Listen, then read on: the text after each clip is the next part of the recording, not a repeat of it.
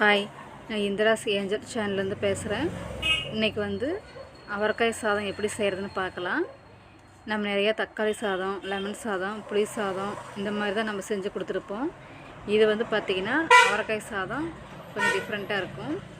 இது குழந்தைங்க வெறும் அவரைக்காயை பொரியல் பண்ணி கொடுத்தா சாப்பிட மாட்டாங்க.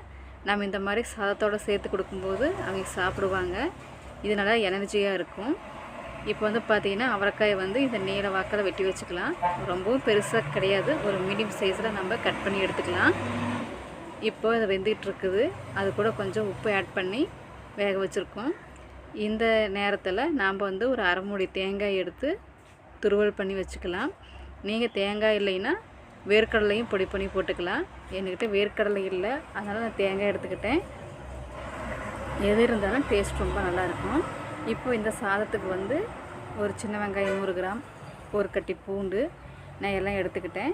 இதை நம்ம சின்ன சின்னதாக நறுக்கி எடுத்து வச்சுக்கலாம். நீங்கள் பெரிய வெங்காயமும் போட்டுக்கலாம். எனக்கு பெரிய வெங்காயம் டேஸ்ட் அவ்வளோவா கொடுக்காது அப்படிங்கிறதுனால நான் சின்ன வெங்காயம் எடுத்துக்கிட்டேன். இப்போ இதை நறுக்கி வச்சாச்சு. இப்போ இந்த சாதத்துக்கு தேவையான 3 தக்காளி எடுத்திருக்கேன். உங்களுக்கு அரிசி கூட குறைச்சல் அதுக்கு தகுந்த மாதிரி நீங்கள் பழம் ஆட் பண்ணிக்கலாம். நான் எடுத்துருக்கிற அரிசிக்கு எனக்கு 3 பழம் போதும். இப்போ இந்த பழத்தையும் நான் என்ன பண்ணுறேன்னா சின்ன சின்ன பீஸாக கட் பண்ணி எடுத்து வச்சுக்கிறேன். இது நல்லா சின்ன சின்ன பீஸாக இருந்தால் தான் நல்லா எண்ணெயில் வதங்கி வரும். ரொம்ப பெருசாக போட்டோமா கொஞ்சம் வதங்கிறதுக்கு லேட் எடுத்துக்கும். அந்த ஸ்டேஜில் நம்ம போட்டிருக்கிற வெங்காயமெல்லாம் ரொம்ப கொலன்னு ஆயிரும். அதுக்காக தான் நான் சின்ன சின்ன பீஸாக வெட்டி எடுத்துக்கிறேன். இப்போ பாருங்கள், தக்காளியும் வெட்டி எடுத்தாச்சு. அதுக்கெல்லாம் பார்த்திங்கன்னா அவரைக்காய் நல்லா வெந்து வந்துடுச்சு. அதையும் நம்ம தண்ணி இல்லாமல் வடித்து எடுத்து வச்சாச்சு. இப்போது நம்ம சாதத்துக்கு தேவையானது ஒரு பேனில் எண்ணெய் ஊற்றிருக்கிறோம். ஒரு 100 மில்லி இருந்தால் போதும். இப்போ எண்ணெய் காஞ்ச உடனே நம்ம கொஞ்சம் போல் கடுகு போட்டிருக்குறோம். நல்லா கடுகு பொரிஞ்சு வந்த உடனே நம்ம வெட்டி வச்சுருக்கிற சின்ன வெங்காயம், பூண்டு, தக்காளி எல்லாத்தையும் ஒன்றாவே ஆட் பண்ணலாம். நல்லா வணங்கிடும். நம்ம ஏன் தக்காளியும் உடனே ஆட் பண்ணுறோம் அப்படின்னா அப்போ தான் அந்த சின்ன வெங்காயம் சீக்கிரம் வதங்காது. இல்லைன்னா ரொம்ப சாப்பிட்றதுக்கு கொஞ்சம் குழன்னு இருக்கிற மாதிரி இருக்கும். இந்த மாதிரி போட்டோமா நம்ம சாப்பிடும்போது கொஞ்சம், அதாவது எப்படி சொல்கிறாங்கன்னா கண்ணாடி பதம் மாதிரி சாப்பிட்றதுக்கு டேஸ்ட்டாக இருக்கும். நான் இந்த மாதிரி தான் போட்டுக்குவேன்.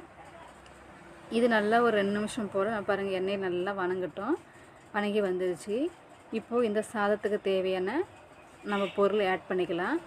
கொஞ்சம் மிளகாய் பொடி, சாம்பார் பொடி, கரம் மசாலா, உப்பு, மஞ்சப்பொடி எல்லாமே நம்ம சேர்த்து இது கூட நம்ம வதக்கலாம். நம்ம எண்ணெயில் போட்டு வதக்கும்போது அந்த பச்சை வாசனை போயிடும். சீக்கிரமும் தக்காளி வெங்காயத்தோட அந்த மசாலா எல்லாமே ஆட் ஆகும். அப்போ நம்ம அது சாதத்தில் நல்லா இறங்கி வரும். அப்போ சாப்பிட்றதுக்கு ரொம்ப சூப்பராக இருக்கும். இப்போ பாருங்கள், நல்லா வணங்கி ஜூஸியாக ஆயிடுச்சு. இதுவும் நம்ம ஒரு 2 நிமிஷம் போல் இந்த மசாலாக்காக நம்ம வதக்கலாம்.